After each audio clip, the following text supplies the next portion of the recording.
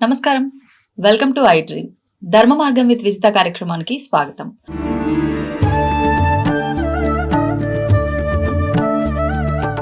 ప్రస్తుతం మనతో పాటు ఉన్నారు శ్రీ విద్యా ఉపాసకురాలు గీతా కుమార్ గారు. ఇప్పుడు వారితో మాట్లాడి మరిన్ని విషయాలు తెలుసుకుందాం. ముఖ్యంగా శివుడికి సంబంధించిన శివ ఆరాధన ఎంతో మందిని చేస్తూ ఉంటాం, కానీ మనకి ఎన్నెన్నో సందేహాలు తలెత్తుతూనే ఉంటాయి. మరి ఆ సందేహాలన్నీ కూడా ఇప్పుడు వారితో మాట్లాడి నివృత్తి చేసుకునే ప్రయత్నం అయితే చేద్దాం. నమస్కారం మా. శ్రీమాత్రే నమః. నమస్తే అమ్మా. అయితే ఇప్పుడు శివారాధన ముఖ్యంగా సోమవారాలే మనం ఎక్కువగా ఆచరిస్తూ ఉంటాం. అంటే నిత్యము శివుణ్ణి ఆరాధించే వాళ్ళు ఉన్నప్పటికీ విశేషంగా మనకు సోమవారం వచ్చింది అంటే ఇంకొంచెం ప్రత్యేకించి చేయాలి శివయ్యకు ఆరాధన అని చెప్పి ఆలోచిస్తూ ఉంటాం. ఎందుకు విశేషంగా సోమవారమే శివారాధనకి ప్రత్యేకం? సోమవారం అంటే శివుడికి ఎందుకు ప్రత్యేకం అంటే, సోమవారం చంద్రుడికి సంబంధించిన వారం. మనకి వారం ఆదివారంతో మొదలవుతుంది. ఆదివారం ఎవరికి సంబంధించిన వారం? సూర్యుడికి సంబంధించిన వారం. సోమవారం చంద్రుడికి సంబంధించిన వారం.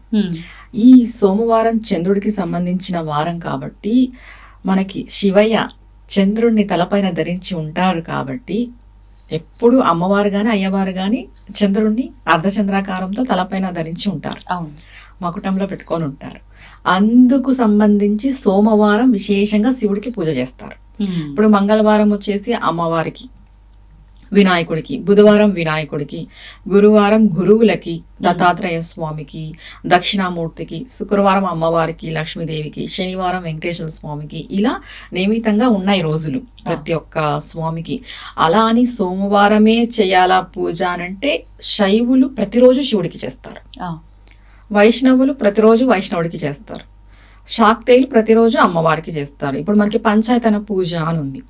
పంచాయతన పూజ అని అంటే 5 దేవుళ్ళు వస్తారు: గణపతి, శివుడు, అమ్మవారు, సూర్యుడు, విష్ణువు. ఇప్పుడు వాళ్ళకి పంచాయతన పూజలో మెయిన్గా శివుడే అయినప్పుడు ప్రతిరోజు శివుడికి విశేషంగానే పూజ చేస్తారు. సోమవారం అనే కాదు, మామూలుగా గృహస్థులు, శివుడు ఇంటి దేవుడుగా ఉండే వాళ్ళు సోమవారం విశేషంగా చేస్తారు. పంచాయతన పూజ ఆచారం ఉండే వాళ్ళు ప్రతిరోజు విశేషంగానే చేస్తారు. ఇది తేడా. నార్మల్ గృహస్థులు, శివుడు ఇంటి దేవుడుగా ఉన్న వాళ్ళు సోమవారం పాటిస్తారు ఎక్కువగా. శివుడు పరంగా పంచాయతన పూజ ఉండే వాళ్ళు ప్రతి దినము శివుడికే చేస్తారు. ప్రతిరోజు శివుడికే చేయాల్సిందే శివ పంచాయతనం వాళ్ళ ఇంటిలో ఉంటే, అంటే వాళ్ళ ఆచారంలో ఉంటే. ఒక్కొక్కరికి ఒక్కొక్క పంచాయతనం ఉంటుంది. అలా కొంతమందికి విష్ణువు ఉంటాడు, కొంతమందికి సూర్య భగవానుడు ఉంటాడు, కొంతమందికి అంబిక ఉంటది, కొంతమందికి గణపతి ఉంటాడు. ఇలా శివుడు ఉన్న వాళ్ళు శివుడికి చేసుకుంటారు. ఈ పంచాయతన పూజ అనేది ఎవరైనా మొదలు పెట్టుకోవచ్చు. గురువు గారి నుండి తీసుకొని మనం ఎవరైనా, ఇప్పుడు నార్మల్ గృహస్థులుగా ఉన్నాము, మాకు ఏ పూజా నియమం అంటే పర్టికులర్ గా లేదు మా ఇంటికి అనేవాళ్ళు గురువు గారి దగ్గర ఈ పంచాయతన పూజను పట్టుకోవచ్చు. పంచాయతన పూజను పట్టుకొని మీకి ఇష్ట దైవమో లేదా మీ ఇంటి దైవం ఎవరైనా ఉంటారు కదా. ఇప్పుడు వెంకటేశ్వర స్వామి అంటే విష్ణువుని మధ్యలో పెట్టుకొని పూజిస్తారు. అంటే ఆయనకి సింహాసనం వేసి పూజిస్తారు. మన దేవుడి రూమ్ లో పూజ చేస్తున్నాము అంటే ఖచ్చితంగా వీళ్ళు 5గురు ఉంటారు. ఈ 5గురులో మన ఇంటి దైవం ఎవరో తెలుసుకొని వాళ్ళని మనము సింహాసనం పైన కూర్చోపెట్టి మెయిన్ గా పూజ చేస్తాం. ఇది ఒకటి. తర్వాత గురు పరంపరలో ఒక దేవతామూర్తులు వస్తారు, మన గురువులు ఇస్తారు మనకి. వాళ్ళని వాళ్ళే డిసైడ్ చేస్తారు ఎవరు అనేది వాళ్ళు డిసైడ్ చేసి ఇస్తారు గురువులు. అప్పుడు మనం వాళ్ళని సింహాసనం వేసి మెయిన్ గా వాళ్ళే అని మనం కూర్చోబెట్టుకుంటాం. మా ఇంటికి ఒక్కరే దేవుడు, ఒకటే దేవత, అది ఎవరు అనేది మనం డిసైడ్ చేసుకోవాలి. ఒకవేళ ఇప్పటి వరకు మన ఇంటి దైవము శివుడు గాని విష్ణువు గాని ఉన్నారనుకోండి, ఇప్పుడు మధ్యలో మనం అలా గురువు దగ్గర నుంచి దీక్ష తీసుకుంటున్నప్పుడు గురువు వేరే ఇస్తే అప్పుడు గురువుదే ప్రయారిటీ. ఎందుకంటే మనకి గురువు అంటేనే సాక్షాత్ అమ్మవారి స్వరూపము. మనం ఒక గురువుని అనుసరించిపోతున్నాము అని అంటే ఆయన ఎలా చెప్తే అలా చేసుకోవాల్సిందే. ఇప్పుడు మీరు శివుడిని విష్ణుని పూజిస్తున్నారు, గురువు వచ్చి మీకు శాక్తేయం చెప్పారు, అమ్మవారిది చెప్పారు, అమ్మవారిది చేసుకోవాల్సిందే. అలానే వీళ్ళని చెయ్యకూడదు అని కాదు. పంచాయతన పూజలు అంటే వీళ్ళ 5గురికి ఆరాధన ఉంటుంది డైలీ. మెయిన్ గా మనం ఏ మూర్తినైతే మధ్యలో పెట్టి చేసుకుంటామో, సింహాసనం పైన పెట్టి చేసుకుంటామో ఆ మూర్తి తనము అని అంటారు. అంటే పంచాయతనములో శివతనము, శాక్తేయతనము, విష్ణుతనము, విష్ణు పంచాయతనము ఇలా చెప్తా వస్తారు. అలా మనం మధ్యలో ఏ మూర్తిని పెట్టి పూజిస్తే ఆ మూర్తికి సంబంధించిన పంచాయతనం ఉంది వీళ్ళకి అని అర్థం. మరి ఇప్పుడు శివారాధన అంటే మిగతా అందరూ భగవంతుల కన్నా కూడా కొంచెం భిన్నమైన ఆరాధననే చెప్పాలి. అంటే విష్ణుమూర్తికి అయితే ఎక్కువగా అలంకారం చేయాలి, ఇప్పుడు ఇంకొక దేవుళ్ళకైతే ఇంకో రకంగా ఇలా ఉంటూ ఉంటుంది. కానీ శివుడి విషయానికి వచ్చేసరికి అభిషేక ప్రియుడు. మరి అభిషేకము ఒక్కటే కాదు, శివుడి రూపం కూడా భిన్నం. చిత్రపటాలకు మిగతా దేవుళ్ళకు విగ్రహాలకు చేస్తాం, కానీ శివుడి విషయానికి వచ్చేసరికి శివలింగం, రకరకాల శివలింగాలు. మళ్ళీ ఏ శివలింగం, అసలు ఈ శివలింగం విషయంలో చాలా మందిలో సందేహాలు.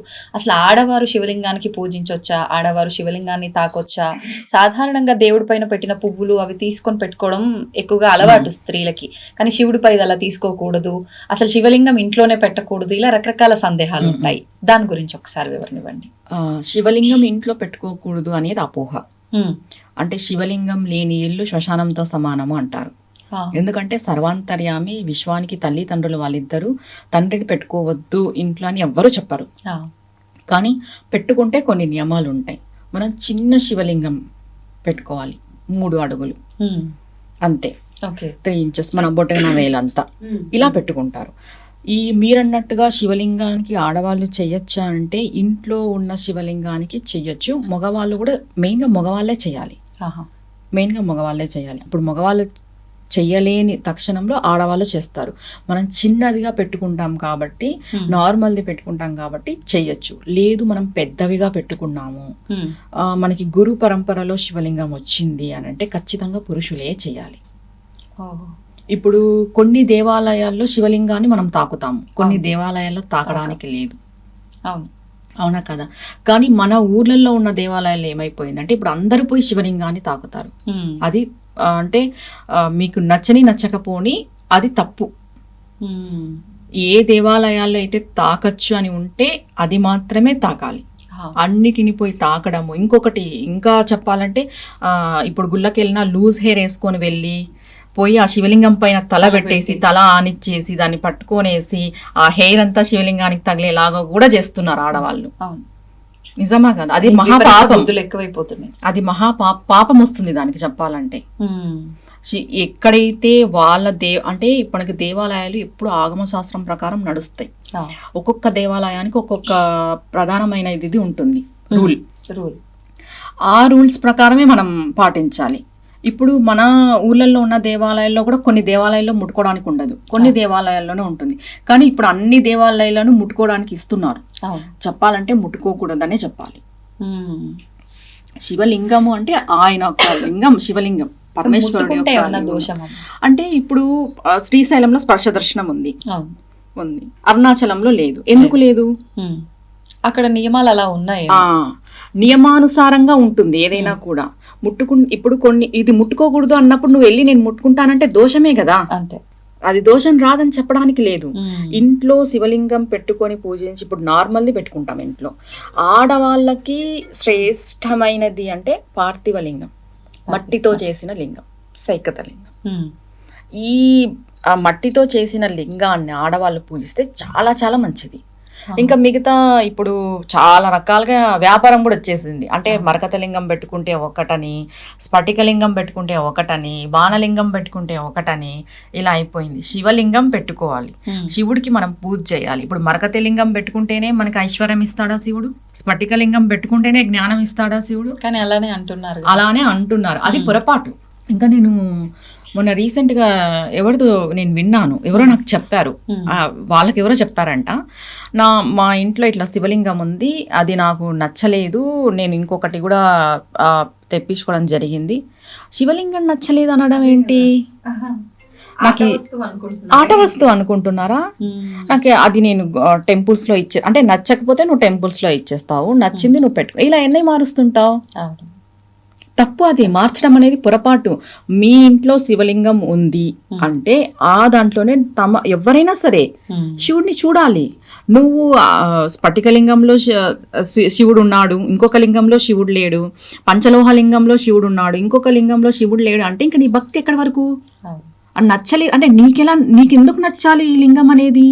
ఆయన శివుడు, ఒక దేవతా స్వరూపంగా భావన చెయ్యట్లే అక్కడ. ఇప్పుడు నువ్వు షో పీస్ లాగా నువ్వు భావన చేస్తున్నట్టే కదా. ఇంకా అంతే తప్పు, అది మహాపాపం అలా అనుకోవడం. ఇప్పుడు మన ఇంట్లో ఏదైనా ఉంది, దానికే పూజ. సరే, మనకి ఎవరైనా ఇచ్చారు, షోకేస్ లో పెట్టుకోవడమా, లేదా పూజా మందిరంలో కూడా ఎక్కువ శివలింగాలు పెట్టుకోకూడదు. ఒకటి ఉంటే సరిపోతుంది కదమ్మా పూజ చేసుకోవడానికి. 100 ఎందుకు చెప్పు? ఇప్పుడు నువ్వు 100 పెట్టి చేసినా ఒకటే శివుడే, ఒకటి పెట్టి చేసినా ఒకటే శివుడే.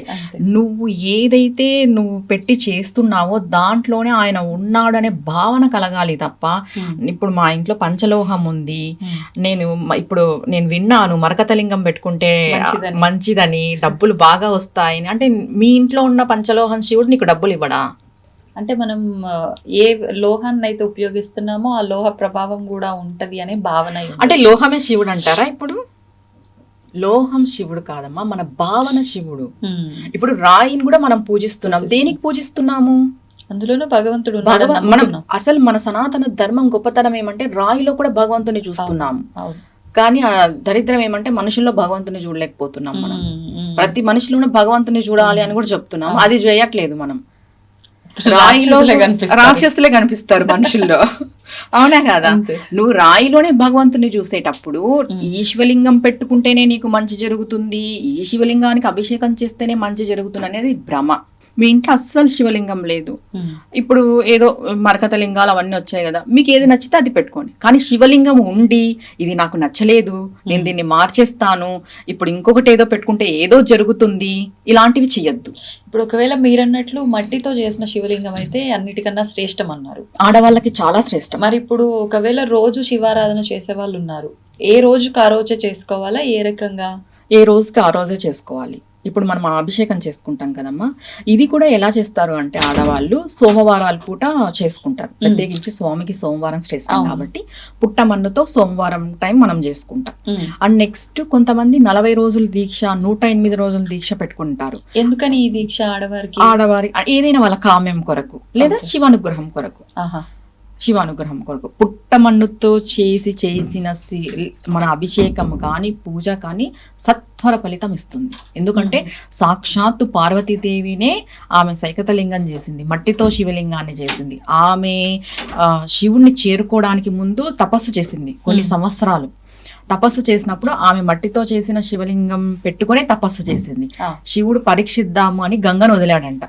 ఇప్పుడు అది ఇదే అయిపోతే స్పాయిల్ అయిపోతే ఏం చేస్తుందో చూద్దాము అని, అప్పుడు ఆ టైంలో ఆమె వెళ్ళి ఇలా పట్టుకోనింది శివలింగాన్ని, ఆలింగనం చేసుకోనింది, హగ్ చేసుకోనింది. అంటే సాక్షాత్తు పార్వతీ అమ్మవారికే తప్పలేవు ఇలాంటివి పరీక్షలు. మనం ఎంత అంతే కదా? అవునా కదా? అంటే భక్తుడి ఓపిక ఎంత ఏంటి అనేది టెస్ట్ చేస్తాడేమో స్వామిలా. ఖచ్చితంగా. అప్పుడు టెస్ట్ చేసినప్పుడు ఆమె వెళ్ళి ఇలా హత్తుకోనింది శివలింగాన్ని.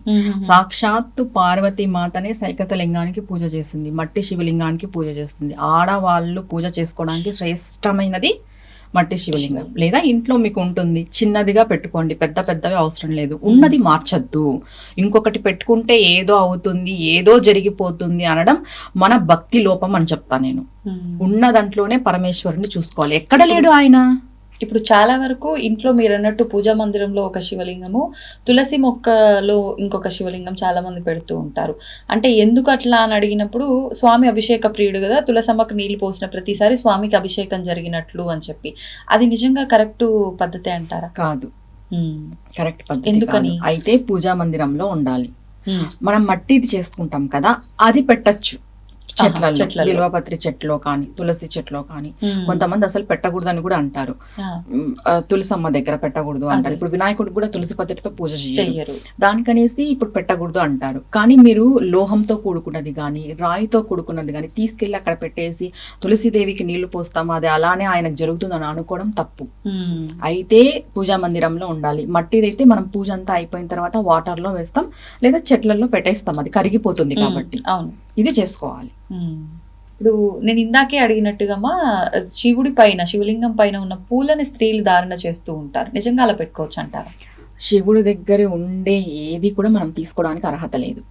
ఒకవేళ తీసుకోవాలి అంటే పక్కన మనకి పానవట్టం పక్కన ఉంటారు కదా స్వామిని, అక్కడ వీరభద్ర స్వామి, తర్వాత ఆయనకి చండీశ్వరుడు, వీళ్ళందరూ ఉంటారని చెప్తారు. ఈ చండీశ్వర స్వామిని లేదా అక్కడ ఉన్న కాలభైరవ స్వామిని పర్మిషన్ తీసుకోవాలి అంటారు. అక్కడ నుండే ఏదైనా నిర్మాల్యం తెచ్చుకోవాలి, టెంకాయ చిప్ప తెచ్చుకోవాలన్నా కూడా ఆయన పర్మిషన్ తీసుకుందే మనం తెచ్చుకోవడానికి లేదు. ఎందుకు అనంటే ప్రతిదీ కూడా శివుడు ఆయనకి వరం ఇచ్చాడనమాట. నా నుండి వచ్చింది ఏదైనా నీకే, నువ్వు ఆయనకు సమర్పణే. ఒకవేళ మనం శివుని దగ్గర నుండి తీసుకోవాలంటే ఆయన పర్మిషన్ తీసుకోవాలి. అందుకే గుళ్ళకి వెళ్ళినప్పుడు శివాలయం నుండి ఏం తెచ్చుకోరు సామాన్యంగా. ఒకవేళ తెచ్చుకునే పరిస్థితి వస్తే ఆయనకి చెప్పుకొని ఒక మాట, స్వామి చండీశ్వర, స్వామి దగ్గర ఉండేది నేను తీసుకెళ్తున్నాను, నువ్వు పర్మిషన్ తోనే నేను తీసుకెళ్తున్నాను, అనుగ్రహించు, కనికరించు, కోపగించుకోవద్దు. ఇంకా అప్పుడు తప్పులేదు. ఇప్పుడు చెప్పుకొని తెచ్చుకోవాలి. విభూది కూడా తీసుకొచ్చుకోకూడదు అంటుంటారు, అంటే తడి విభూది కలిపి పెట్టేసి ఉంటారు, అలా తెచ్చుకోకూడదు అని చెప్పి నేను విన్నా. ఎక్కడో ఏ ఆలయంలోకి వెళ్ళినప్పుడు నేను తీసుకుంటుంటే ఒక ఆవిడ వచ్చి నాకు చెప్పింది, అట్లా తడి విభూది ఇంటికి తీసుకెళ్ళకూడదు, తండ్రి ఉన్న వాళ్ళైతే అసలే తీసుకెళ్ళకూడదు అని చెప్పి. ఇది నిజంగా ఉందా? ఎవరికి తోచినట్టు వాళ్ళు చెప్పడమే అంటారు. తడి విభూది తెచ్చుకోకూడదు అంటే అసలు తడి విభూది ఆల్మోస్ట్ ఎక్కడ పెట్టరు శివాలయంలో, పొడిగా ఉండేదే పెడతారు. అసలు తమిళనాడు సైడ్ లో ప్రసాదం అంతా విభూదినే, మరి మామూలు ప్రసాదాలు ఏం పెట్టరు అక్కడ, విభూదినే ప్రసాదంగా పెడతారు అక్కడ టెంపుల్స్ లో అన్నిట్లోనూ. మనం తెచ్చుకుంటాం కదా, ఇప్పుడు మామూలుగా అరుణాచలం వెళ్తాము, ఇంకా అరుణాచలం వెళ్ళేటప్పుడు గిరి ప్రదర్శన చేసేటప్పుడు మొత్తం 8 లింగాలు వస్తాయి కదా, 8 లింగాలలో దగ్గర నుండి కూడా విభూతి కలెక్ట్ చేసుకొని తెచ్చి పెట్టుకుంటాము. అలా తెచ్చుకుంటే మంచిది. మనకి ఏదైనా అనారోగ్యం చేసినప్పుడు, అది డైలీ ధరిస్తే చాలా మంచిది. అనారోగ్యం చేసినప్పుడు అది నోట్లో వేసుకున్నా, ఆ వాటర్ లో కలిపి తీసుకున్నా కూడా చాలా మంచిది. ఎందుకంటే మెయిన్ గా అక్కడ అరుణాచల శివలింగం మెయిన్, చుట్టూ 8 లింగాలు వచ్చేసి ఆయన శక్తి స్వరూపాలే. అందుకు మొత్తం 8 లింగాల నుండి కూడా విభూతి కలెక్ట్ చేసుకుంటారు. చాలా మంది చేసుకుంటారు, ఇది చేసుకొని ఇంటికి తెచ్చుకుంటారు. మళ్ళీ విభూది తెచ్చుకోకూడదని ఎక్కడా లేదు, ఎందుకంటే సర్వం విశ్వం అంతా విభూతిమయమే, లాస్ట్ కి మిగిలేది బూడిదే కాబట్టి అంతే. ఇప్పుడు చాలా వరకు ప్రతి ఒక్క మానవుడికి కూడా ఎన్నెన్నో దోషాలు అయితే ఖచ్చితంగా ఉంటాయి. కొన్నిసార్లు అవి చాలా క్లిష్టంగా ఉంటాయి, కొన్నిసార్లు మనకు తెలియకుండానే వాటిలోంచి బయటపడేస్తుంటాడు స్వామి. ముఖ్యంగా ఈ గ్రహాలన్నీ కూడా స్వామి ఆధీనంలో ఉంటాయి. స్వామిని కనుక మనం పట్టుకుంటే నిష్టగా ఆయన మీద నమ్మకంతో మనం ఏ దోషానికి పరిహారాలు చేసుకోవాల్సిన అవసరం లేదు, అవన్నీ ఆటోమేటిక్గా పరిహారం జరిగిపోతాయి అంటూ ఉంటారు. ఇది ఎంతవరకు వాస్తవం? ఇది నిజం, మీరు అడిగిన ప్రశ్న నిజం. ఎందుకంటే స్వామిని గాని, అమ్మని గాని, ఎవరినైనా గాని మనం సరెండర్ టు గాడ్ కంప్లీట్లీ, అంటే 1% కూడా డౌట్ లేకోకున్నట్టు విశ్వాసముతో మనం భగవంతుడికి సరెండర్ అయిపోతే, ఆయన పాదాలను పట్టుకొని ముందుకు వెళితే ఏ గ్రహాలు కూడా ఏమీ చెయ్యలేవు. శివుడి యొక్క ఆరాధనే కాదు, అమ్మవారి యొక్క ఆరాధన, విష్ణువు యొక్క ఆరాధన, కృష్ణుని యొక్క ఆరాధన, ఈ ఆరాధన క్రమం ఏమైపోతుంది అంటే మనకు పరీక్షలు ఉంటాయి, మనం వాటిని తట్టుకునే కెపాసిటీ, శక్తి భగవంతుడు మనకి ప్రసాదిస్తాడు. ఎప్పుడైతే భగవంతుడు ఒక కష్టాన్ని తట్టుకునే శక్తిని మనకి ఇస్తాడో, ఇంకా గ్రహాలు మనల్ని ఏం చేస్తాయి, జాతకాలు మనల్ని ఏం చేస్తాయి. జాతకాలు అనేటివి ఎలా అంటే క్వశ్చన్ చేస్తాయి చూడు, స్పీడ్ బ్రేకర్స్ లేకపోతే రెడ్ లైట్ లాంటివి అనమాట. ఎలా అక్కడ డేంజర్ ఉంది, జాగ్రత్త, అంతవరకే. అవి డేంజర్ ని తీసేలేవు.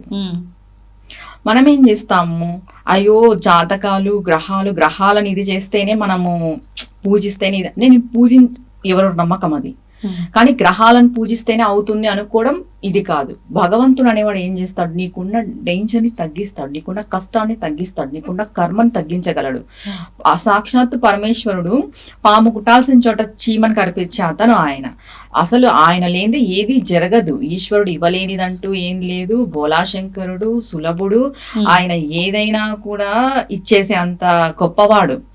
అలాంటి శివుణ్ణి మనం పట్టుకున్నప్పుడు ఈ గ్రహాలన్నీ మనల్ని ఏం చేస్తాయి, ఏమీ చెయ్యవు. కానీ ఇక్కడ ఏమైపోతుంది అంటే ఈ కలియుగంలో భక్తి లోపం ఎక్కువ అందరికి.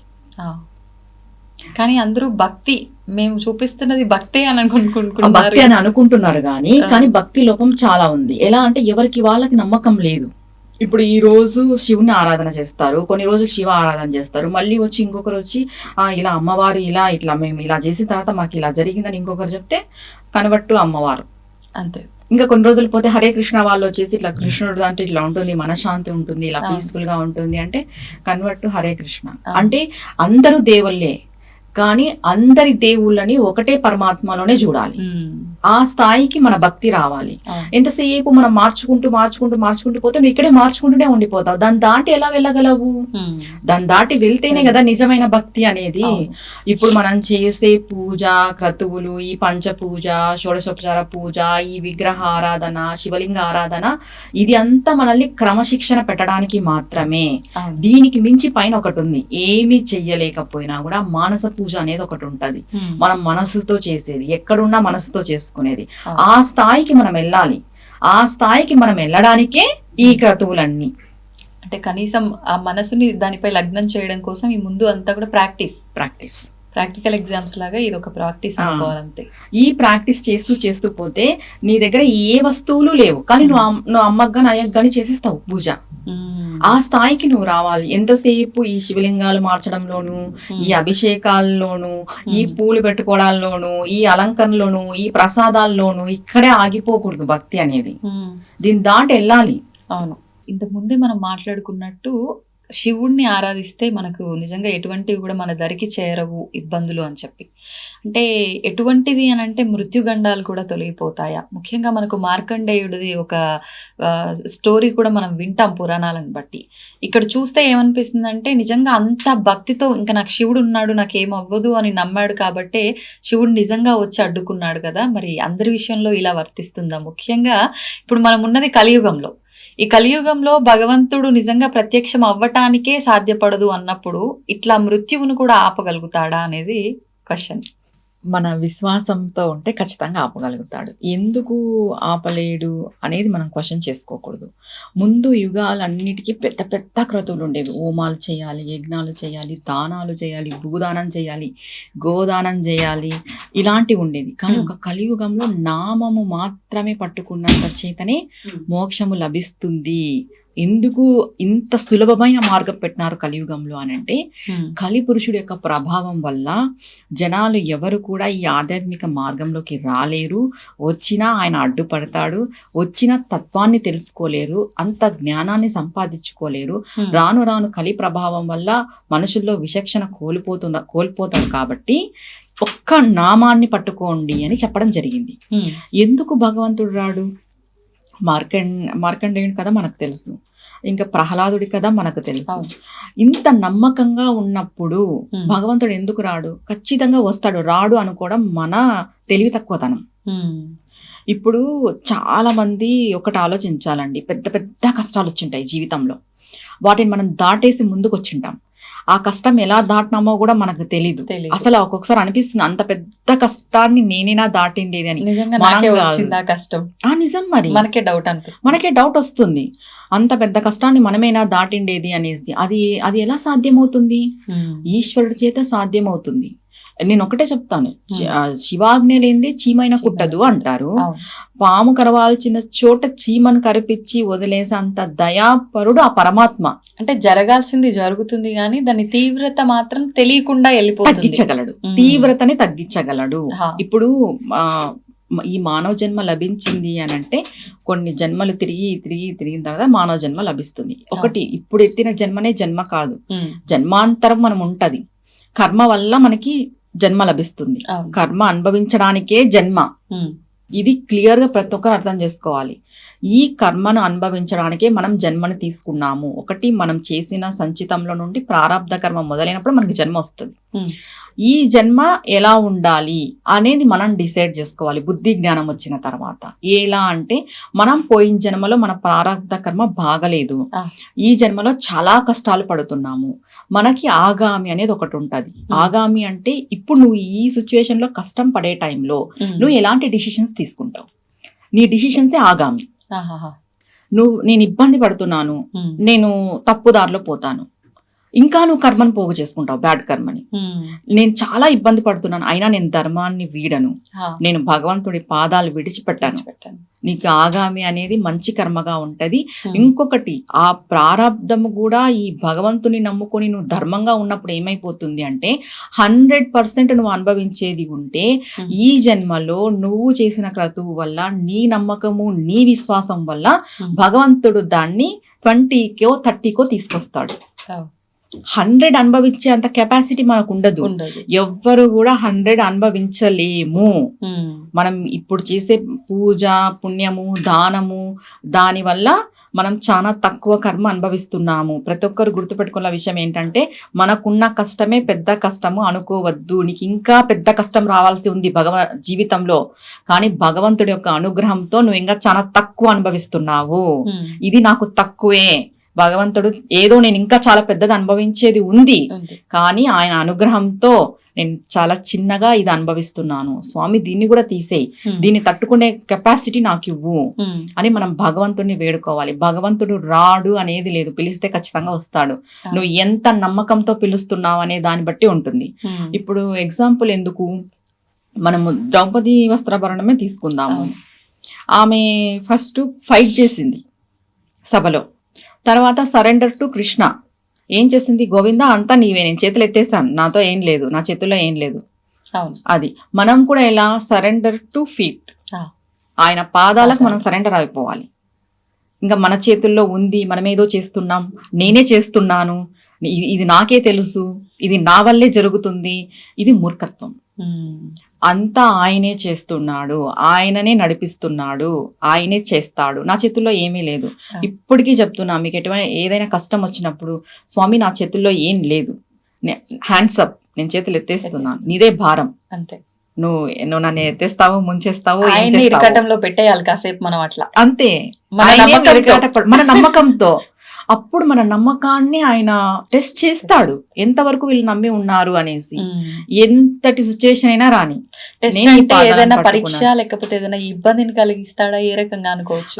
ఇబ్బందిని కలిగించే పరిస్థితే రావచ్చు, నువ్వు నమ్మకాన్ని కోల్పోయే పరిస్థితి రావచ్చు. ఇప్పుడు నీకు ఒక కష్టం, ఫర్ సపోజ్ నీకు ఒక 10 lakhs లాస్ అయింది, నువ్వు ఈ 10 lakhs రికవరీలో ఉన్నావు భగవంతుని నమ్ముకొని. పూర్తిగా నమ్మకం పెట్టేసిన తర్వాత నీకు ఇంకొక 10 lakhs లాస్ అయితే నువ్వు ఏం ఫీల్ అవుతావు?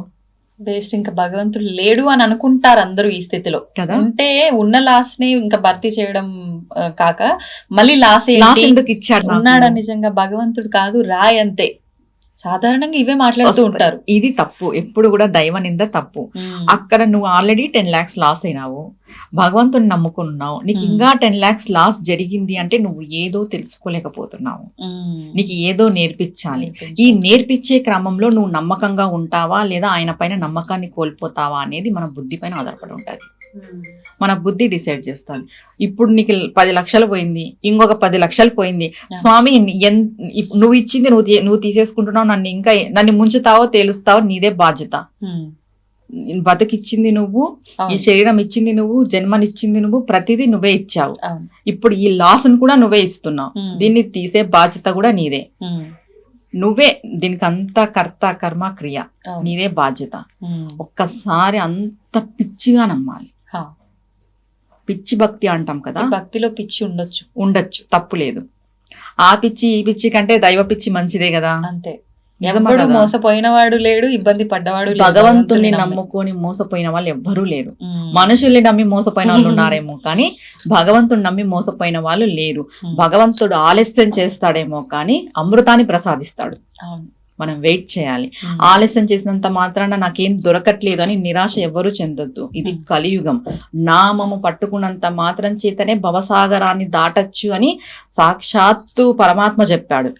అలాంటి కలియుగంలో నువ్వు నామం పట్టుకొని దీక్షలు చేపట్టి నువ్వు ధర్మ మార్గంలో ఉండి ఒక గురు పరంపరలు నడుస్తూ ఒక మంత్ర దీక్ష చేసుకొని ఇన్ని పూజలు పునస్కారాలు దానాలు చేస్తున్నావు కాబట్టి ఆలస్యం అవుతుందే కానీ అమృతం అయితే ఖచ్చితంగా లభిస్తుంది పరమాత్మ నుండి. వేచి ఉండాలి అంతే. ఎందుకంటే ఈ జన్మ అనేది ఈ జన్మనే కాదు, ఎన్నో జన్మలు ఎత్తి మనం కర్మం పోగు చేసుకుని ఉంటాం. ఈ జన్మలో మనం మంచి వాళ్ళు అయి ఉండొచ్చు, పోయిన జన్మలో ఎటు ఉందో మనకు తెలియదు. ఆ జన్మ కర్మఫలం కొంచెం అడ్డుపడుతుంది, అది తీరడానికి కొంచెం టైం పడుతుంది. బట్ నమ్మకం కోల్పోవద్దు. నమ్మకంతో సాధించిన వాళ్ళు, భగవంతుని సాక్షాత్కారం పొందిన వాళ్ళు చాలా కథలు ఉన్నాయి. ఆ కథలన్నీ ఎందుకు ఉన్నాయి? మనల్ని ప్రేరేపించడానికే. అంతే. మనం వాటిని రెఫరెన్స్ గా తీసుకోవాలి, తీసుకొని మనం ముందుకెళ్ళాలి. ఇది కదా, ఆ కాలంలో వచ్చాడు, ఈ కాలంలో ఏమొస్తాడు భగవంతుడు. నిరాశ చెందొద్దు. మనకి మనమే నెగిటివ్ మాట్లాడుకుంటాము, అది తప్పు.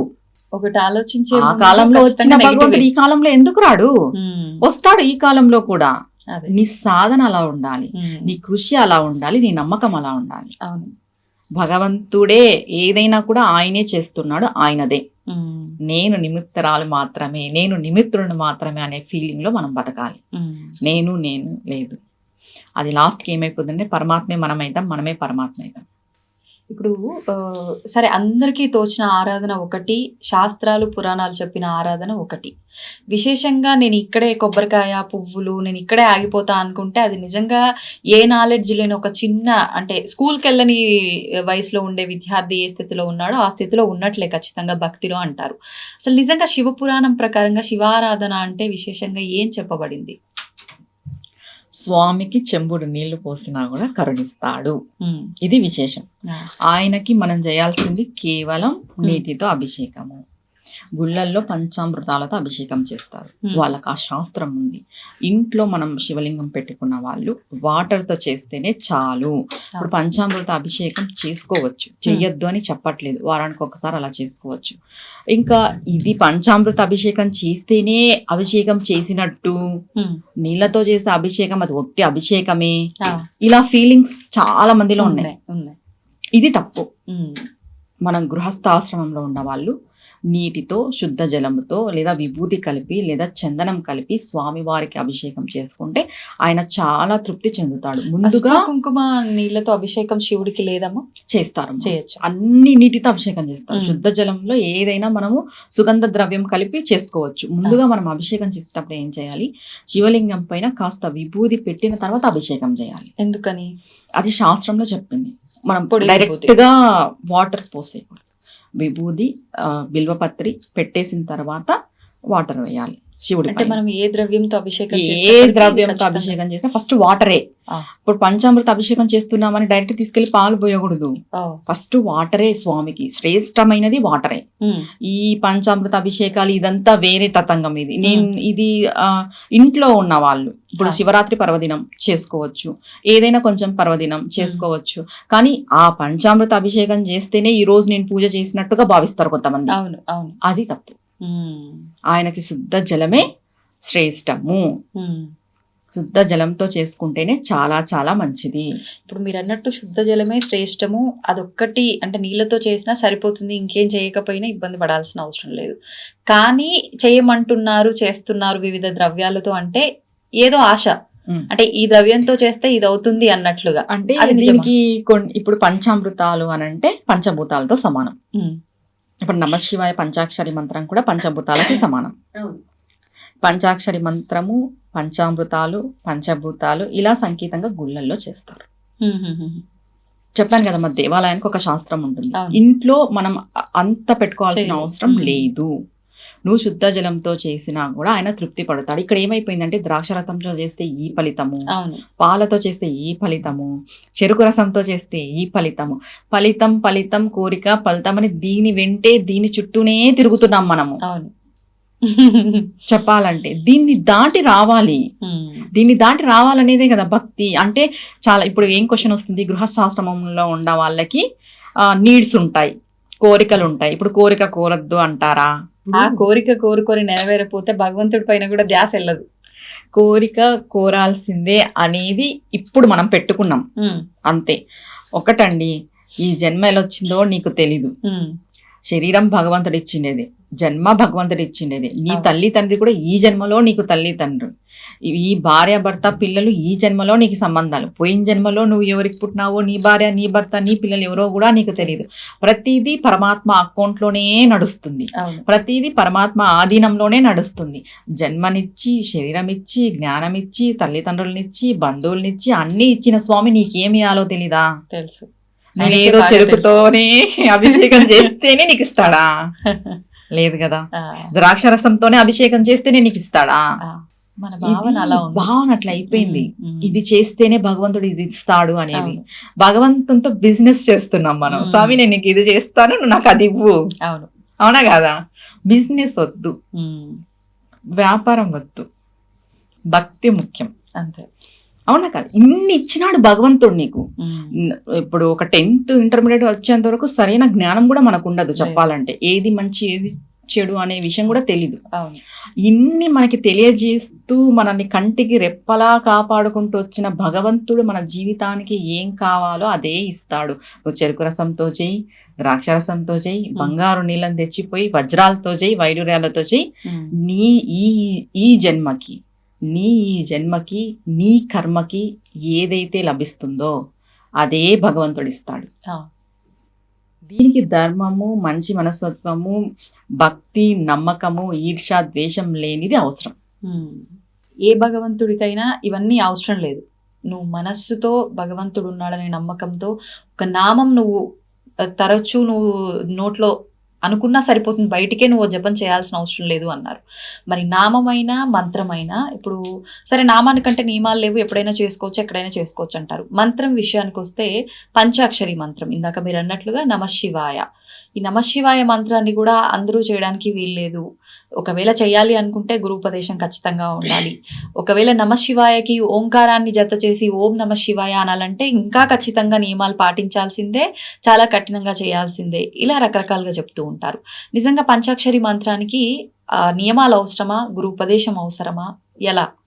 పంచాక్షరి మంత్రం సృష్టి మొదలైనప్పటి నుండి మొదలైంది మా. పంచాక్షరి మంత్రం ఎవరైనా చేయొచ్చు.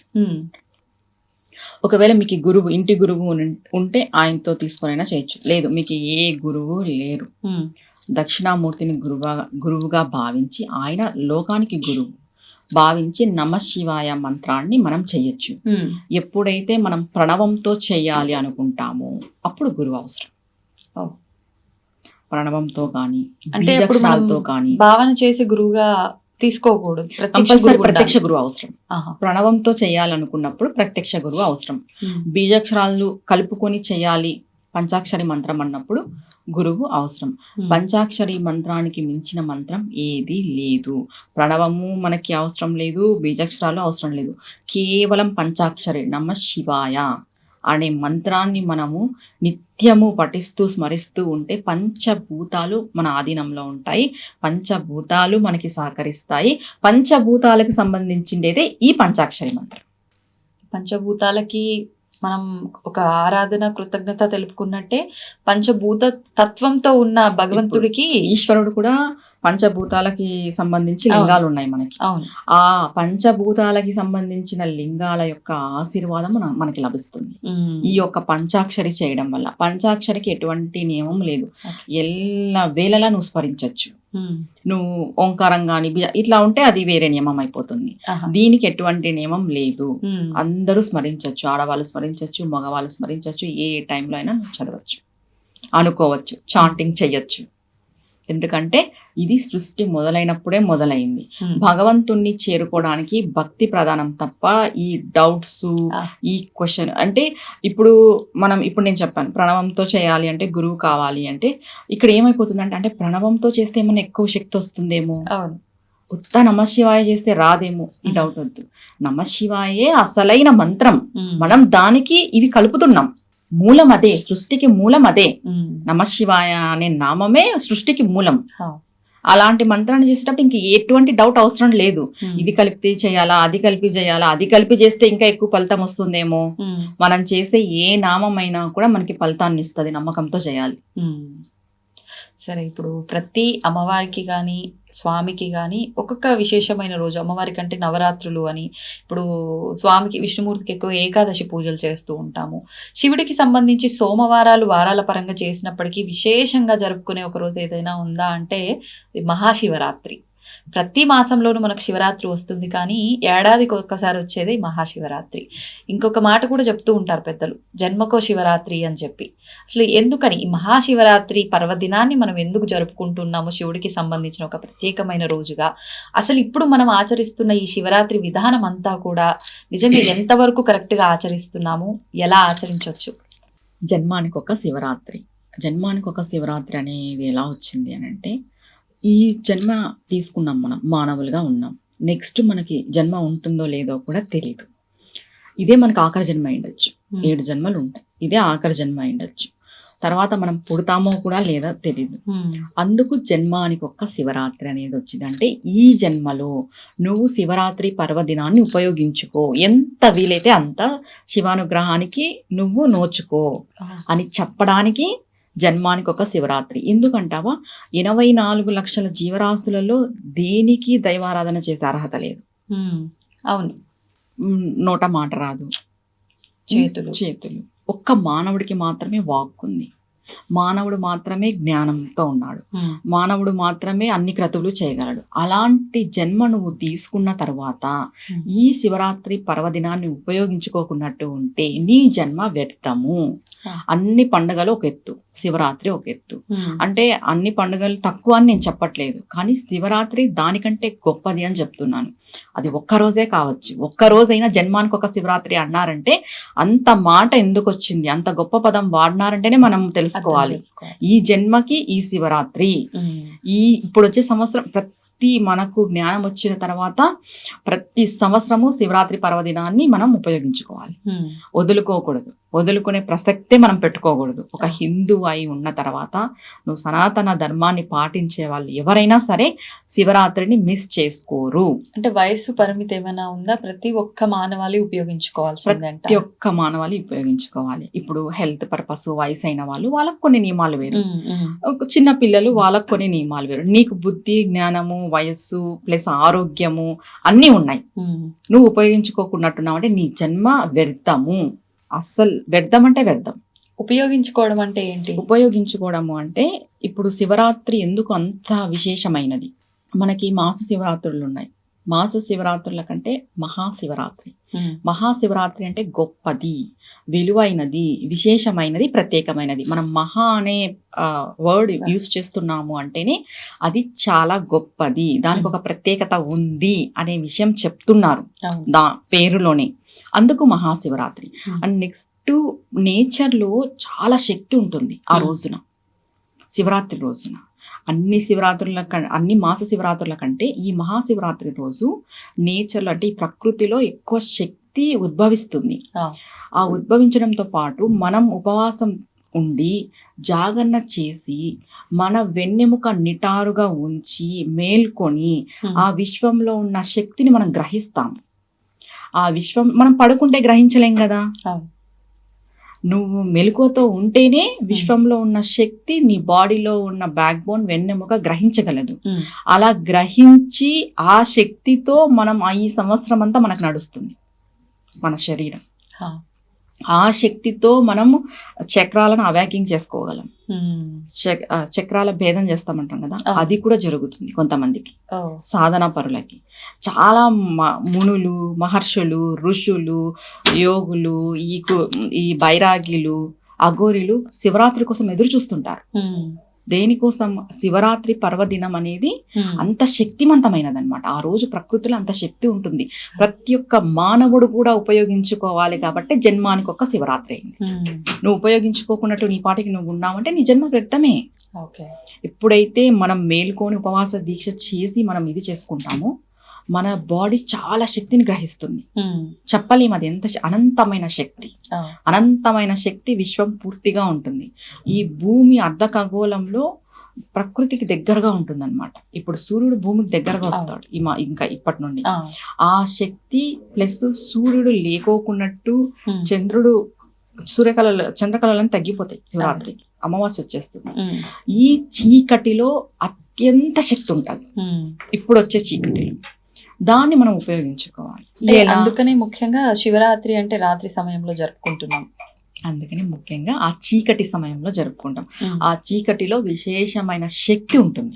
ఇప్పుడు మనము లింగోద్భవ కాలము అని చెప్పి రాత్రి సమయంలోనే విశేషంగా ఆ కొన్ని గంటల పాటు కూడా ఆరాధన విశేషంగా ఉంటుంది. ఒకసారి ఆ వివరణ కూడా ఇవ్వండి. ముందుగా మనం స్టార్టింగ్ ఉదయాన్నే ఏం చేయాలి, లేచిన వెంటనే కాలకృతాలన్నీ తీర్చుకొని స్నానాధికాలన్నీ చేసేసుకొని స్వామికి సంకల్పం చేసుకుంటాం. స్వామి, ఇవాళ నీ కొరకు, నీ కోసమే, ఎవ్వరు కోరిక కోరద్దు, శివరాత్రి రోజు అసలే కోరద్దు. ఇన్ని రోజులు మనం కోరిక మేరకే చేసింటాం కదా, ఇప్పుడు మాత్రం స్వామి కొరకు చేయాలి. స్వామి, నీ కోసమే నేను ఇది చేస్తున్నాను, ఈ దీక్ష చేస్తున్నాను, ఈ ఉపవాసం చేస్తున్నాను, ఈ జాగరణ చేస్తున్నాను, సక్రమంగా నేను చేసేలాగా చూడు స్వామి. ఏ ఆటంకాలు రానియకు. ఇంకా ఆ రోజు మౌనవ్రతం ఉంటే చాలా మంచిది. ఉదయం నుండి ప్రదోష టైం వరకు అవునా? చాలా చాలా మంచిది. అంటే దేవుడి నామము మంత్రము స్మరణ చేయొచ్చు కదా మనం చేస్తాం, మౌనవ్రతం? చాంటింగ్ చేస్తాం మౌనవ్రతంలో కూడా. బయటికి చదవడం పురాణము లేదు, అలాంటివి మనసులో ఏదో? అనుకోవాలి. మనసులో పురాణం అవన్నీ చదవచ్చు, అంటే బయటికి బయటికి చదవకూడదు. చదవకూడదు. మౌనం అంటే కంప్లీట్ గా మౌనం. ఎప్పుడైతే మనం మౌనంగా ఉంటామో ఉమ్. మన బ్రెయిన్ యాక్టివేట్ అయ్యి మన బ్యాక్ బోన్ ఇంకా యాక్టివేట్ అయ్యి శక్తిని ఎక్కువ గ్రహిస్తుంది అన్నమాట. ఇప్పుడు ఒకవేళ ఎంత సమయం అయితే ఉండగలుగుతాము అనుకుంటామో అంత సమయం ఉండొచ్చా? కంప్లీట్ 24 అవర్స్ లేదంటే ఆ డే గానీ రాత్రి గానీ ఉండాలంటారా? 24 అవర్స్ కాదమ్మా, ఉమ్. మార్నింగ్ నుండి ఈవినింగ్ వరకు ప్రదోష టైం వరకు ఉండాలి. ఓకే. మళ్ళీ ప్రదోష టైం తర్వాత మనకి పూజలు స్టార్ట్ అవుతాయి, గుళ్ళకి వెళ్తుంటాం, మాట్లాడాల్సి వస్తుంది, ఉమ్, టెంపుల్స్కి వెళ్తాం కాబట్టి. ఉమ్. అలా కాకుండా మార్నింగ్ నుండి ప్రదోష టైం వరకు ఇంట్లో వాతావరణం అంతా చూసేసుకొని మౌనవ్రతం ఉంటే చాలా చాలా విశేషమైన ఫలితం ఉంటుంది. శివరాత్రి రోజు మౌనవ్రతం చేసి పంచాక్షరి యొక్క నామాన్ని మనం స్మరిస్తూ ఉంటే ప్రదోష టైం పగలు నిద్రపోకూడదు. ప్రదోష టైం అయిన తర్వాత మనం స్వామివారికి విశేష అభిషేకాలు చేసుకోవడము, ఉమ్. పంచామృత అభిషేకాలు, శుద్ధ జలంతో అభిషేకాలు, ఉమ్. తర్వాత స్వామివారికి పూజ, అలంకరణ, నైవేద్యం ఇదంతా పెట్టేసుకున్నాం. ఖచ్చితంగా లింగోద్భవన కాలం వరకు మనం జాగరణ చేయాలి. అంటే మరి చెయ్యొద్దా అని నేను చెప్పట్లేదు, మినిమం ఆ టైం వరకన్నా మనం మేల్కొని ఉండాలి. కొంతమంది ఉండలేరు. ఆ టైం వరకు మేల్కొని ఆ టైంలో మనం అభిషేకం చేసుకోవడం చాలా మంచిది. ఉమ్. గుళ్ళకెళ్ళి చేసినా పర్వాలేదు, ఇంట్లో ఉండి చేసుకున్నా పర్వాలేదు. ఉమ్. నువ్వు ఎక్కడున్నా ఆ రోజు శివమయమే ఉమ్. మొత్తం. నువ్వు అక్కడున్నావా ఇక్కడున్నావా అనేది కాదు, నువ్వు ఇంట్లో ఉన్నా కూడా ఉమ్. శివమయమే. ఇంట్లో ఉండి చేసుకున్నా పర్వాలేదు, గుళ్ళకి వెళ్ళి చేసుకున్నా పర్వాలేదు. లింగోద్భవన టైం అయిపోయిన తర్వాత తెల్లవారుజామున 5-6కి మనం మరి స్నానం చేసేసి ఉమ్. స్వామివారికి ఘన నైవేద్యం నివేదన పెట్టి అప్పుడు మనం తినాలి. మెయిన్గా అంత ఎర్లీ మార్నింగ్ తినేసేయచ్చు. మెయిన్గా ఏంటి అని అంటే శివరాత్రి రోజు వండిన పదార్థాలు తినకూడదు, హెవీగా తినకూడదు. అలా అని కటిక ఉపవాసం కూడా చెప్పలేదు. పండ్లు పలహారాలు తీసుకోవచ్చు, పాలు తీసుకోవచ్చు. కలియుగంలో కటిక ఉపవాసం దీక్ష లేదు, మనం చేసిన ప్రయోజనం లేదు. పండ్లు పలహారాలు తీసుకొని ఉండొచ్చు, వండిన పదార్థాలు తినకూడదు. నెక్స్ట్ డేని స్వామికి నివేదన చేసి తినాలి. ఈ శివరాత్రి రోజున చేయాల్సింది ఏంటి అని అంటే బిల్వ అష్టోత్తరం చేయాలి. 108 నామాలు వస్తాయి బిల్వ అష్టోత్తరం అని. బిల్వాష్టకం మనం చాలా చేస్తాం, కానీ బిల్వ అష్టోత్తరం చేయాలి. అంటే ఇప్పుడు 108 నామాలకి 108 పత్రాలు తెచ్చి చేయాలా అని చెప్తా. 108 పత్రాలు దొరికితే చెయ్యండి, లేదా అవసరం లేదు. పోయి చెట్లన్నీ తెంపేసి అదంతా వద్దు. అంటే ఇప్పుడు చాలా మంది ఏమంటారు, ఇప్పుడు 108 అంటే 108 ఉండాలి అలా ఫీల్ అవుతారు కదా. మీకు దొరకలేదు, మీకు 1-2 దొరికినాయి, మీరు చేతిలో దాన్ని పట్టుకొని 108 సార్లు బిల్వాష్టోత్తరం చేసి అంతా అయిపోయిన తర్వాత శివుడికి సమర్పించండి. ఎన్ని ఉంటే అని పక్కన పెట్టుకోండి. 108 మీకు దొరికితే పర్వాలేదు, దొరకలేదా ఎవరు ఏం ఫీల్ అవ్వద్దు. అంటే అవి ఖచ్చితంగా అన్నే ఉండాలనేది ఏం లేదు. ఎన్ని దొరికితే అన్ని, ఎంత వీలైతే అంత. ఆ రోజు మనం అబద్ధాలు చెప్పకూడదు, ఎవరితో గొడవ పడకూడదు, దుర్భాషలు ఆడకూడదు, మంచిగా ఉండాలి. మెయిన్ ఇవి. నువ్వు మౌనవ్రతం చేయి, దీక్ష చేయి, ఉపవాసం చేయి, జాగరణ చేయి, ఇవేవి నీలో లేకపోతే నీ పూజ వ్యర్థము. మనసంతా శివుడి పైనే పెట్టాలి, ఆయన పైన ఆయన్నే ధ్యానించాలి. ఆయన ఇవ్వలేనిదంటూ ఏదీ లేదు, భోలాశంకరుడు. ఇలా మనం పర్టికులర్గా ఇవన్నీ పాటిస్తూ ఈ శివరాత్రి పర్వదినాన్ని జరుపుకోవడం వల్ల సాక్షాత్ ఆ పరమేశ్వరుడు యొక్క అనుగ్రహం ప్రతి ఒక్కరికి కలుగుతుంది. సంతోషమ్మా, చాలా చక్కగా వివరించారు శివుడి గురించి, శివ ఆరాధన గురించి, ముఖ్యంగా మహాశివరాత్రి పూజా విధానం గురించి అంతా కూడా. అయితే ముఖ్యంగా ఐశ్వర్యాలు అంటూ ఉంటాం, అందులో అష్ట ఐశ్వర్యాలు అంటూ ఉంటాం.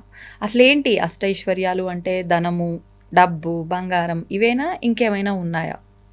ఐశ్వర్యము అంటే ధనము, సంపద, మనం అనుభవించే రీతి. ఐశ్వర్యము అంటే దాంట్లోనే వస్తాయి. అంటే అందరూ ఏమనుకుంటారు, ఐశ్వర్యము అంటే అధిక ధన సంపద, ధనలాభం ఇలా అనుకుంటారు. ధన సంపద వేరు, ఐశ్వర్యం వేరు. మనం ఏదైతే ఉన్నదాన్ని అనుభవించగలుగుతామో దాన్ని ఐశ్వర్యము అంటారు. అదే నిజమైన ఐశ్వర్యం చెప్పాలంటే. ఇప్పుడు మనకి చాలా డబ్బు ఉంటుంది, మనం అనుభవించలేకపోతున్నాము, అది ఐశ్వర్యం కాదు, అది ధన సంపద అంతే. వాళ్ళ ఆస్తిపరులు, ఆస్తి ఉంది, వాళ్ళకి ధనం ఉంది, వాళ్ళ ఐశ్వర్యవంతులు కాదు. వాళ్ళని ఐశ్వర్యవంతుల కింద లెక్క చేయడం తప్పు. ఐశ్వర్యవంతుడు అంటే ఉన్న దాంట్లో కూడా ఉన్నది అనుభవించి తృప్తి చెందేవాడు నిజమైన ఐశ్వర్యవంతుడు. ఇంకా అష్ట ఐశ్వర్యాలు అని అంటే 8 ఐశ్వర్యాలు ఉన్నాయి. ప్రతి ఒక్క మానవుడికి, ప్రతి ఒక్క జీవికి అవసరం ఈ 8 ఐశ్వర్యాలు అనేటివి. ఏంటి అంటే ఆదిలక్ష్మి ఒకటి, సంతాన లక్ష్మి ఒకటి, గజలక్ష్మి ఒకటి, విజయలక్ష్మి, విద్యాలక్ష్మి, తర్వాత ధనలక్ష్మి, ఇంకొకటి సంతాన లక్ష్మి, ధాన్యలక్ష్మి, ఇలా ఉన్నాయి లక్ష్ములు. ఈ 8 కూడా అవసరం. ఈ 8లో ఏది ఎక్కువ అవసరం అనేది చాలా ఇంపార్టెంట్. అంటే ఒక్కొక్కరికి ఒక్కొక్కటి ఎక్కువగా అవసరం ఉంటుందా, అందరికీ ఒకటే ఎక్కువగా అవసరం ఉంటుందా? అందరు ఏమనుకుంటారంటే ధనలక్ష్మి అవసరమా అనుకుంటాం. అవును, కానీ ధనలక్ష్మి కంటే నేను ఇంతవరకు ఇప్పుడు చెప్పింది 7 లక్ష్మిలే చెప్పాను, ఒక లక్ష్మి చెప్పలేదు. ధైర్యలక్ష్మి చాలా చాలా అవసరం అందరికి. ఇప్పుడు చూడు, నీ దగ్గర ధనం ఉంది, సంతానం ఉంది, విద్య ఉంది, విజయం ఉంది, ధాన్యం ఉంది, ఇవన్నీ ఉండి కూడా నీ దగ్గర ధైర్యం లేకపోతే ఏంటి ప్రయోజనం? అంతేగా. మనిషికి ధైర్యం అనేది చాలా చాలా అవసరం. ఎటువంటి పరిస్థితుల్లో అయినా కూడా ధైర్యం అనేది ఉంటే, ధైర్యంగా ఉంటే ఏదైనా కూడా మనం దాటేయగలం.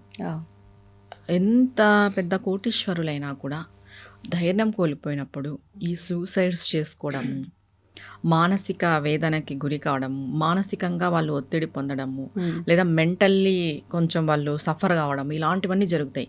ఇలాంటివన్నీ ఒక మనిషికి ఎందుకు జరుగుతాయి? ధైర్యం లేకపోవడం వల్ల. చిన్న దానికి కూడా చాలా ఇదిగా ప్రవర్తిస్తారు. హెవీ టెన్షన్ పడ్డము, హైపర్ అయిపోవడము, ధైర్యం కోల్పోవడము, ఇది ఇంత చిన్నది వస్తే ఇంకా ఏదో అయిపోతుంది మా జీవితానికి అనేసి భావనతో చాలా ఎక్కువ ఆలోచన చేసి ధైర్యం కోల్పోయి ఏవేవో డిసిషన్స్ తీసుకుంటారు. ప్రతి ఒక్కరికి అవసరము ధైర్యలక్ష్మిని. దీనికి ఒక కథ కూడా ఉంది. ఒక రాజు దగ్గర 8 లక్ష్ములు ఉంటారనమాట. 8 లక్ష్ములు ఉంటారు. 8 లక్ష్ములు కూడా మాట్లాడుతూ ఉంటారు. ప్రతి లక్ష్మి మాట్లాడుతూ ఉంటుంది అనమాట. ఆ రాజుకి చాలా అహం ఉంటుంది. అహం ఉంటే ఫస్ట్ విద్యాలక్ష్మి వెళ్ళిపోతుంది, తర్వాత సంతాన లక్ష్మి వెళ్ళిపోతుంది, గజలక్ష్మి వెళ్ళిపోతుంది, ఆదిలక్ష్మి, విజయలక్ష్మి, ధనలక్ష్మి, ఇలా అందరు వెళ్ళిపోయినా కూడా ఆయన చాలా అహంతోనే ఉంటాడు.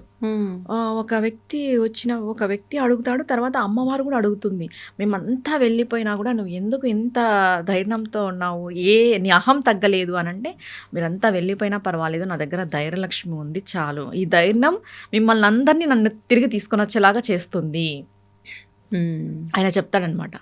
ఆ లక్ష్మి పోకూడదు, ఆ లక్ష్మి పోకోకున్నట్టు కాపాడుకునే బాధ్యత నాది, ధైర్యలక్ష్మి పోకోకున్నట్టు చూసుకునే బాధ్యత నాది. ఆ లక్ష్మి పోయి మీరంతా ఉన్నా కూడా ప్రయోజనం లేదు, మీరంతా వెళ్ళినా నాకేం బాధ లేదు, ఆ లక్ష్మి ఒకటి నా దగ్గర ఉంటే నేను మిమ్మల్ని అందరినీ తెచ్చుకోగలను తిరిగి, ఆ నమ్మకం నాకుంది. ధైర్యలక్ష్మి చాలా అవసరం. అలా అని మిగిలిన లక్ష్ములు అవసరం లేదా అంటే అన్నిటికంటే ఎక్కువ అవసరం ధైర్యం. ఇంకా మిగిలిన లక్ష్ములు, అష్టలక్ష్ముల్లో ఐశ్వర్యము అవసరమే, సంతానము అవసరమే. ఆదిలక్ష్మి అంటే మనం ఏదైనా మొదలు పెట్టిన పని, ఆమె మొదలు ఏదైతే ఉందో అది సక్సెస్ అయ్యడానికి ఆమె అవసరమే. విజయలక్ష్మి అంటే ప్రతి విజయాలను మనకి ప్రసాదించే లక్ష్మి, ఆమె అవసరమే. ధాన్యలక్ష్మి, ఆమె లేకపోతే మనకి గడవదు. అవును. అంటే మరి మనం ఏం చేస్తే, ఎలా ఉంటే ఈ లక్ష్ములందరూ మనతో పాటు ఉంటారు? ఏం చేస్తే ఎలా చేస్తే అంటే, ముందుగా మనం దైవారాధన, ఇది మస్ట్. దాని తర్వాత ధర్మ ప్రవర్తన, ఇది ఇంకా మస్ట్. దైవారాధన లేకపోయినా కూడా ధర్మ ప్రవర్తన అనేది చాలా ఇంపార్టెంట్. దీని తర్వాత ఈ 8 లక్ష్ములు ఉన్నాయా లేదా అనే విషయం కూడా మనం చెక్ చేసుకోవచ్చు. మనలో మనకి ఏమేమి ఉన్నాయి. ఇప్పుడు కొంతమందికి సంతానం ఉండదు, సంతాన లక్ష్మి లేదు. కొంతమందికి ధైర్యం ఉండదు, నా దగ్గర ధైర్యలక్ష్మి లేదు. కొంతమందికి ధనం ఉండదు, నా దగ్గర ధనలక్ష్మి. మనం చెక్ చేసుకోవచ్చు మన దగ్గర ఏ లక్ష్మి ఉంది అని, ఏ లక్ష్ములు ఉన్నారు, ఏ లక్ష్ములు లేరు అని. కొంతమంది ఏ పని చేసినా కూడా సక్సెస్ ఉండదు. అవును, పెద్ద పెద్ద విజయం అంటూ ఉండదు, విజయలక్ష్మి ఉండదు, అంతే కదా. అవును. ఇలా కొంతమంది ఎలా అంటే, కొంతమంది ఇళ్లలో ధాన్యానికి లోటు ఉంటుంది, ఎంతైనా ఉండి ధాన్యానికి లోటు ఉంటుంది, ధాన్యలక్ష్మి ఉండదు. మనం తిండికి ఇబ్బంది పడ్డామో, ఉన్నా తినకపోకపోవడమో. ఇప్పుడు ఈ 8 లక్ష్ములు ఉన్నారు కదా, ఈ 8 లక్ష్ముల్ని కూడా అనుభవించేది ఉంటేనే అవి మనకు ఉన్నట్టు. అవును, నువ్వు నీ దగ్గర ధాన్యం చాలా ఉంది, నువ్వు తినలేకపోతున్నావు, ఉండి ఏం ప్రయోజనం? అంతే కదా. నువ్వు అనుభవించలేంది ఏదైనా కూడా వృధానే. నువ్వు ఏదైతే ఒక విక్టరీ కానీ, ఒక సంతానం కానీ, ఒక ధాన్యం కానీ, ఒక ధనం కానీ, ఏదైనా వీటన్నిటిని నువ్వు అనుభవించగలిగితేనే నీకు అవి ఉన్నట్టు స్థిరంగా చెప్పాలంటే. ఇప్పుడు మనం వీటిని ఏం చేయాలి, ఎలా చేయాలి, ఉండాలి అంటే మనం చెప్పుకున్నట్టు ధర్మ ప్రవర్తన ఖచ్చితంగా ఉండాలి.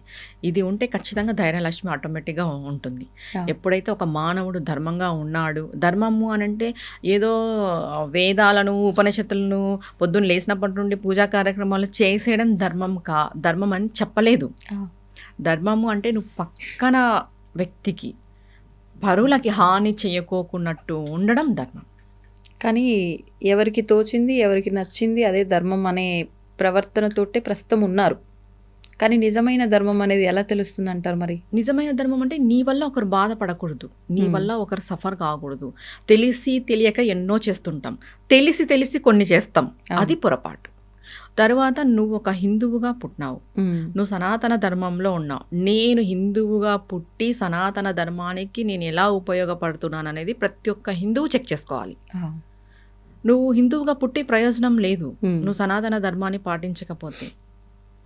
ఏదో ధర్మం అంటే మనం ఎత్తుకొని మోసుకొని తిరిగేది, అదేదో బరువు బాధ్యత, అదేదో పెద్దది అన్నట్టు కాదు. మనం చేసే చిన్న చిన్న పనుల్లో కూడా ధర్మం అనేది ఉంటుంది. సరే, నువ్వు నిస్వార్థం లేకోకున్నట్టు దానం చేస్తావు, అది కూడా ధర్మమే. నువ్వు నిస్వార్థం లేకోకున్నట్టు ఎవరికైనా హెల్ప్ చేస్తావు, అది కూడా ధర్మమే. నువ్వు విద్యను పంచుతున్నావు, అది ధర్మమే. జ్ఞానాన్ని పంచుతున్నావు, అది ధర్మమే. నీ వల్ల ఒకరు బాగుపడుతున్నారు, నువ్వు చెప్పింది విని ఒకరు మంచి నడవడిలో నడుస్తున్నారు, అది కూడా ధర్మమే. ప్రతిదీ ధర్మం కిందే వస్తుంది. తప్పు చేయకూడదు. తెలిసి తెలియక చేసిన తప్పుల గురించి కాదు, తెలిసి చేసే తప్పులు కొన్ని ఉంటాయి. మనకు తెలుస్తుంది మనం చేస్తున్నది తప్పు అని కూడా, కానీ దాన్ని సమర్థించుకొని కూడా కొంతమంది మాట్లాడతారు. అవును, అది తప్పు. మనం చేసింది తప్పు అని తెలిసినా దాన్ని సమర్థించుకొని మాట్లాడి నేనే ధర్మంగా ఉన్నానని చాలా మంది నేను చూసాను, వితండవాదం చేసేవాళ్ళని. నిజం, అది తప్పు. అప్పుడు మనమే అంటే ఆపోజిట్ లో ఇంకా వేస్ట్ వాదించటము, మూర్ఖులతో వాదించడం అనవసరం అనిపిస్తుంది. నిజంగా మూర్ఖులతో వాదించకూడదు. నిజంగా అట్లాంటి సిచ్యువేషన్ లో వదిలేయడమే మంచిదా? ఇప్పుడు జ్ఞానితో అన్నా మనం వాదిస్తే మనకి జ్ఞానం వస్తుంది. ఒక జ్ఞానితో మనం వాదించినాము అంటే జ్ఞానం వస్తుంది. అజ్ఞానితో వాదిస్తే ఏమొస్తుంది? సమయం వృధా అవుతుంది. అంతే. ఇప్పుడు మూర్ఖుడు అని తెలిసిన తర్వాత వాదించకూడదు. నేనైతే వాదించకూడదని చెప్తాను. మన సమయం వృధా, తర్వాత మన మైండ్ కూడా అప్సెట్ అయిపోతుంది. అవునా కదా? వాదించడం అనవసరం. ఇప్పుడు ఈ 8 లక్ష్ములు మన దగ్గర ఉండాలి అని అంటే ధర్మ ప్రవర్తన అని చెప్పాం. తర్వాత ఆధ్యాత్మిక మార్గంలో ఉండి మనం నిత్యము పూజలు చేసుకోవడము, అమ్మవారి స్తోత్రాలను చేసుకోవడము. ఒక్కటే, ఏ లక్ష్మి ఉన్నా ఏ లక్ష్మి లేకపోయినా ధైర్య లక్ష్మిని ప్రసాదించమని ప్రతి ఒక్కరు అడగాలి. అడగడము అంటే ఏదైనా పరిహారాల జస్ట్ అమ్మవారిని అడిగితే సరిపోతుంది? అడగాలి. అమ్మ, ఏ కష్టం వచ్చినా నిలబడగలిగే శక్తిని మాకివ్వు, ఏ కష్టం వచ్చినా తట్టుకునేగలిగే ధైర్యం మాకివ్వు అనే విషయం మనం ఖచ్చితంగా అడగాలి. ఇప్పుడు మనకు అష్టలక్ష్మి స్తోత్రాలు ఉన్నాయి, లక్ష్మీదేవి స్తోత్రాలు.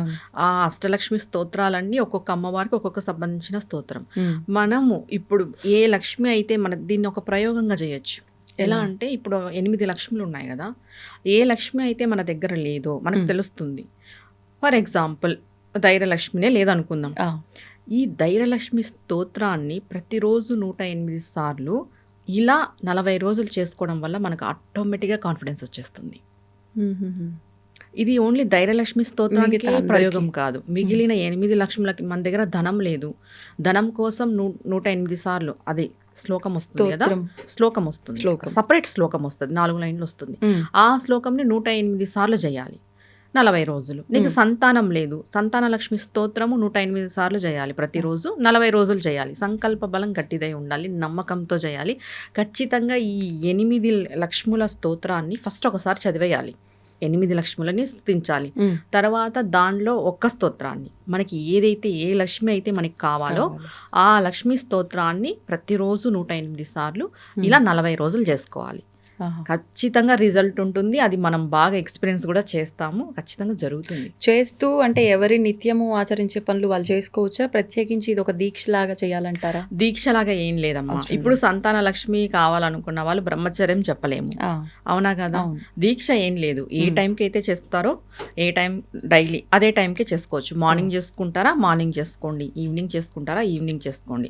ఖచ్చితంగా 40 రోజులు చేసుకోండి, 108 సార్లు ఓకే. ఒక్క శ్లోకాన్ని. మనకు ఇప్పుడు అర్థమైపోతుంది మనకి ఏం లేదు మన దగ్గర అని. ఉమ్, ఉమ్. దాన్ని బట్టి అది మనం ఫిల్ చేసుకోవడానికి ఈ పరిహారం చేసుకుంటే ఖచ్చితంగా మంచి ఫలితం ఉంటుంది.